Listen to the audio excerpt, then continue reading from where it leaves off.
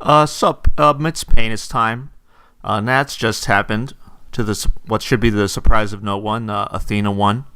I kind of thought Vega was going to win, but Athena is a natural counter to Vega because she doesn't care about her stuff getting hacked because she has so many foundations. Unless it was like a cool guy like me playing Vega against her, in which case I would play Rook takes pawn, and then I would grind her ass down. But, unfortunately I wasn't there. I didn't feel like traveling, didn't have the time off. I couldn't even have the team I wanted. Originally, I was going to have a two-person team with Corey Hicks. I pitched it to Shane. Shane said you can't have a two-person team. So if I can't team with the only teammate that matters, then I don't want to be a part of that institution. But yeah, I have been on hiatus from UFS, binging Gwent and Eternal. I thought like eventually I'd feel like making videos or streaming those, but I don't. I just want to make UFS vids. So I'm going to get back balls deep into UFS. I know everyone's going to be really happy about that, everyone. Yeah, my Vegas boys won the teams. Chris Pratt, inspirational story. It seems like just yesterday I was making fun of him for only playing the meta character. But lately he's been playing Lord Raptor and just killing it. Truly, truly an inspiration. Cowboy Bebop just came out. Oh shit, actually it's just the set that no one cares about. A reprint set. It's got some new stuff in it. It's akin to like a big promo release. It's all been spoiled now, so I can talk about it. I'm going to take a look at that stuff.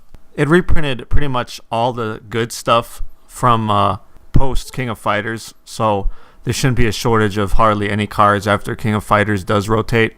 It has, all kinds of stuff, like, especially, like Aerial Ring Boomerang. A lot of people were short on those. I can't wait to open more for my rare slot when I get some packs. So newer cards have a transparent text overlay so that the art it's basically full art. The art extends to the whole card. But for all these old cards, the borders and overlays are getting set-specific graphics, which really makes me hard. I guess maybe that's only for this set, because newer cards are full art and have transparent instead of having graphics. But I do really like the way these reprints look. As for new stuff, there's Bubble Man raining on Kevin Broberg's parade a little bit with on-demand momentum and lots of damage pump. But I think more impressive is his attack, Bubble Lead, which is pretty much like if you made Cowboy Battery into a 2-check.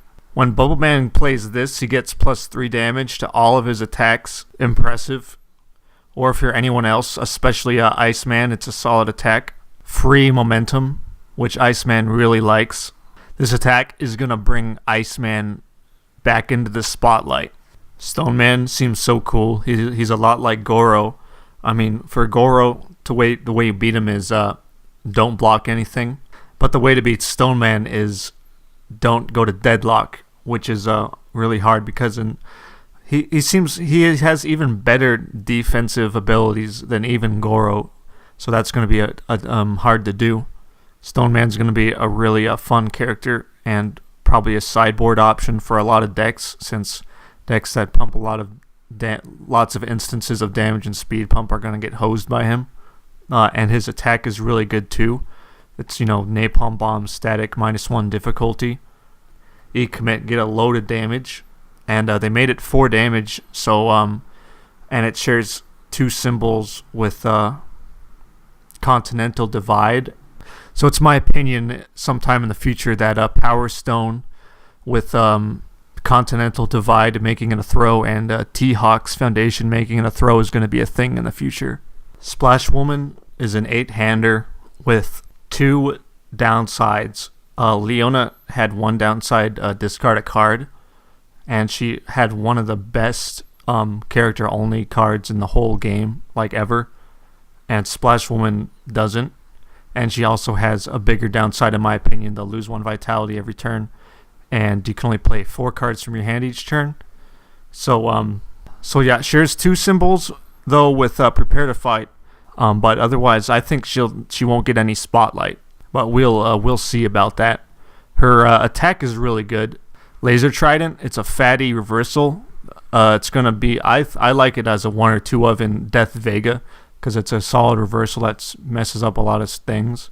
And she also comes with a 0 difficulty +3 low block spam foundation that completely hoses Templar. Where has this card been all my life? Woodman is interesting. He's like a slightly different flavor of Metal Man, I think. His once return ability lets him pick up a foundation, but then he gets it back face down from the top of his deck, so he gets a net +1 card in his hand, which is whatever foundation he picked up. So he can tutor blocks from his stage. We haven't seen that in a while, since every single person who used to do that got banned. So when he uses ability, he gets a net +1 card in his hand and a net +2 to his next check, because presuming that you pick up a committed foundation, you add and you add the new one ready, and then +1 to the next check. He's pretty good, and I love his attack too. His attack makes it so it's like not awful to play Earth Demitri now. So if you want to go that route, then that's a really good card for Earth Demitri.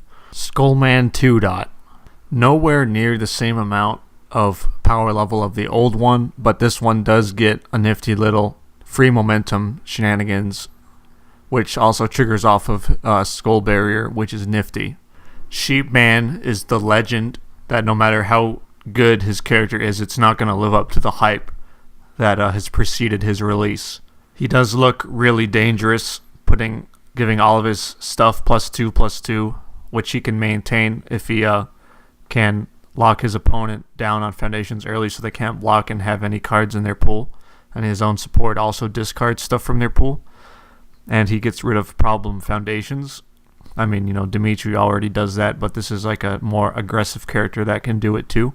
His attack is really nice, which is going to be a sideboard card in a lot of decks.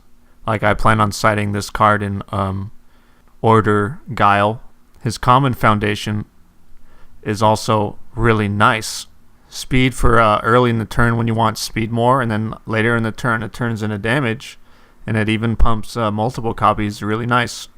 Too bad Team Fatal Fury isn't around to take advantage of this. It's a shame. We're never going to see them again unless it's Jasco format, which will hopefully arrive sooner than later. Shadow Man to me is like a redo of Miska, because she kind of sucked, and Shadow Man looks like he might be a lot better, and he's probably going to use all of her support off Air and Void. And Shadow Man's kind of cray. If he can just waste all of his momentum into his opponent's board and destroy all their things, he's really dangerous. Unless your name's Athena, then he's really dangerous. And his attack is also really cray in Satoshi. And his own foundation is really nifty and is probably going to go into a lot of decks because it has a +2 high block, and it's almost always good in every situation. Plant Man I like a lot because he's a control archetype. He manipulates all the stuff he draws and checks. And if the game goes on, he's going to gain a lot of health. He has a nifty attack. I'm mostly interested in his foundation because it's a spam foundation that draws cards. And I plan on making an Evil Demitri with this card. A stacking Evil Demitri. So that when I poke, there's plenty of attacks with one keyword like Gyro Crush. So I'll play Gyro Crush. I'll gain 2 life because Demitri. I'll draw 1 because Gyro Crush. I'll draw 1 for every one of these bad boys I have. Oh, and then I'll use Demitri 2 to make it not count. So I'll get to play all the foundations easy that I draw into. For the new Napalm Man, when I look at him, all I do is get flashbacks of playing Senwan Basilio, playing Napalm Bomb every single turn until he's ready to start playing, Chaos Flare. Almost feels like the same character, just a little bit different flavor, I think. The new Huitzel is a silly character, a four-hander, that makes blocking against him almost futile because he makes everything into throws, and it's really hard to sculpt a hand against him because whenever he hits you, you have to discard a card, and he's going to hit you because everything he plays is a throw, and every time you block, he's going to get his attack back anyway.